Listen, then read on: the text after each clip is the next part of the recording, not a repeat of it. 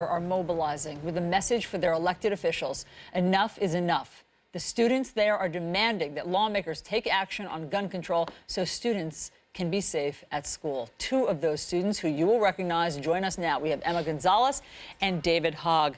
Guys, it is so great to have you both back on the show. Emma, that clip that we just played, that has been viewed as of this morning about 20 million times. CNN posted it on our Facebook page. 20 million times around the world, people have clicked on that because they were so interested in what you had to say. So to the politicians that you were talking about, to Senator Marco Rubio, who said after this shooting, you know, you can pass the law, but you're still going to have these horrible attacks. What do you say to him? I say to that even though if they say that criminals get guns no matter what laws you have in place, that might be true, but we don't have to encourage them to get those guns. We can make it harder, absolutely make it harder, and we can prevent some seriously nasty crimes and some seriously indescribable tragedies from occurring. And if somebody doesn't want to do that at this point, that's pathetic.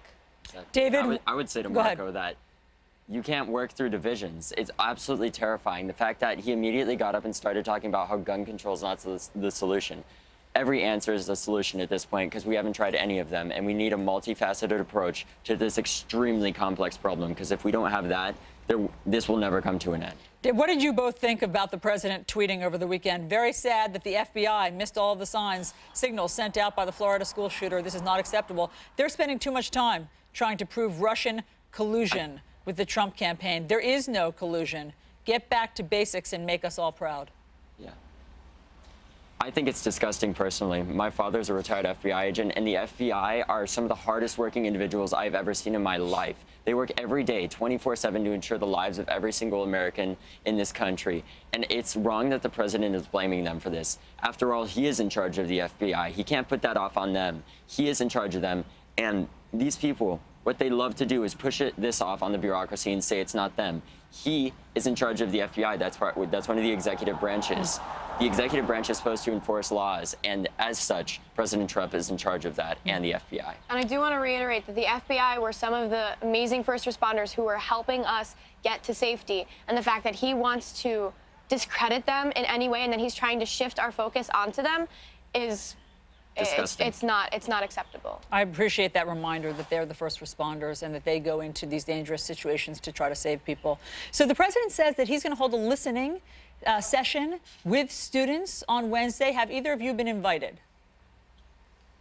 I believe we've been invited, but neither of us are going. We had a preset town hall meeting that we will be attending. It's on CNN with Jake Tapper. So you have to be attending the listening session. So you've already committed to that, so you'll be doing that. From the beginning, yes. Okay. Yeah. Guys, tell me what's going to happen on March 24th with your plan for a big march on Washington. What's your vision? My vision is pink hats from space. You know, like this is going to be enormous, and I really hope that we can I know that the word has spread wide and far, but I hope that we can even spread it even farther by that point, because I know that that's going to be indescribable, but in such a positive way. And we have to. We just can't stop, because these special interest groups are never going to. And if we don't stop and we make our voices heard as an American public together, if we make our voices heard as an American public together, we're going to have to do that if we ever want to overcome this terrible tragedy. So what do you say to the NRA? Disband, dismantle. And don't make another organization. Yeah, don't make another organization under a different name. Don't you dare come back here. The fact that you were in power for so long and that you had so much influence for so long in America just goes to show how much time and effort we still need to spend on fixing our country. Absolutely.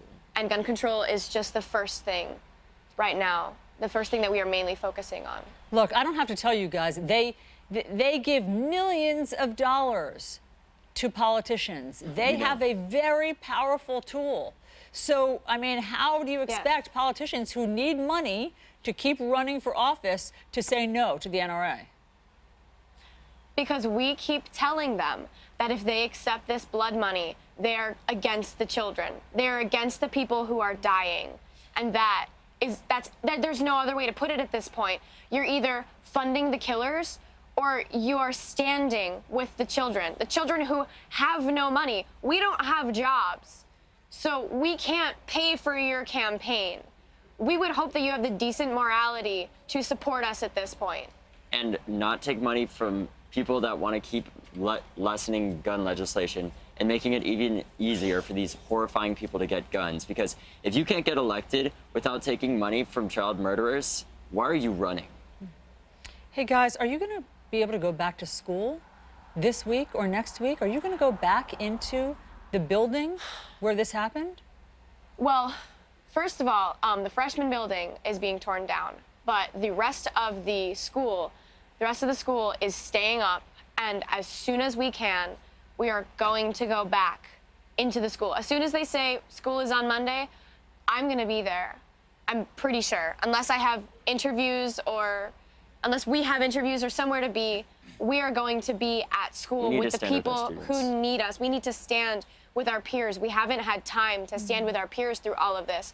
We've been working so hard. Yeah.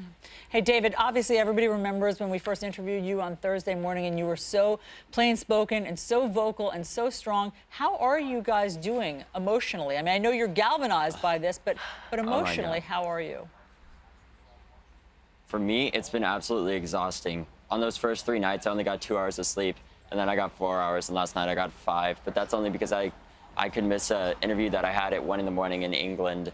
And it's just been absolutely exhausting, but it's still nothing compared to what these parents are having to go through right now. And I think that's what people really need to focus on is these 17 individuals. If Emma and I couldn't exist, if we could just be nobodies still, that's how I would prefer it. I would want everybody to be doing this on their own without any of us saying this. But sadly, we have to stand up and take charge because nobody else will.